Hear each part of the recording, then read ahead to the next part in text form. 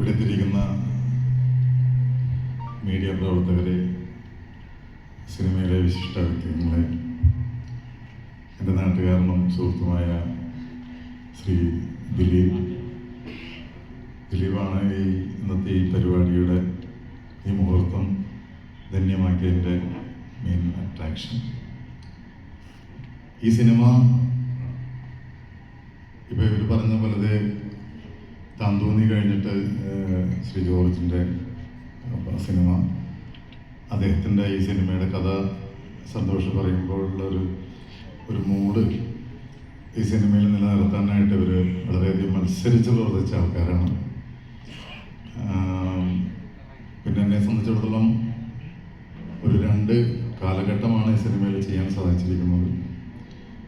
അതും അവരുദ്ദേശിച്ച രീതിയിൽ തന്നെ നമ്മളെ കൊണ്ട് ചെയ്യാൻ പറ്റി എന്നുള്ളതാണ് എനിക്ക് തോന്നുന്നത്. പിന്നെ ഇവിടെ പറഞ്ഞ പോലെ കുറച്ച് ലേറ്റായിട്ട് ഇറങ്ങാൻ ലേറ്റായാലൊന്നും ഒരു കാര്യമില്ല. കാരണം കഥയിൽ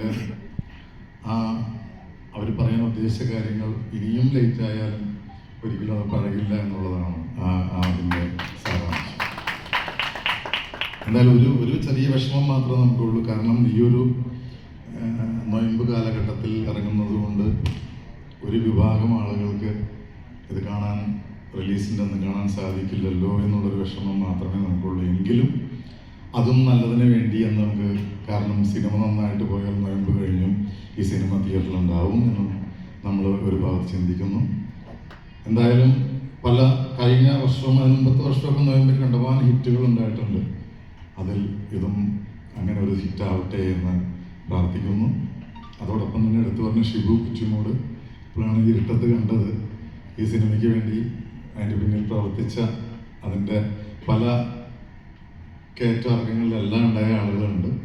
അവസാനം ഈ സിനിമ തിയേറ്ററിൽ വന്ന് ഇത് ഇറങ്ങാൻ സാധിച്ചതിൽ വളരെ സന്തോഷം.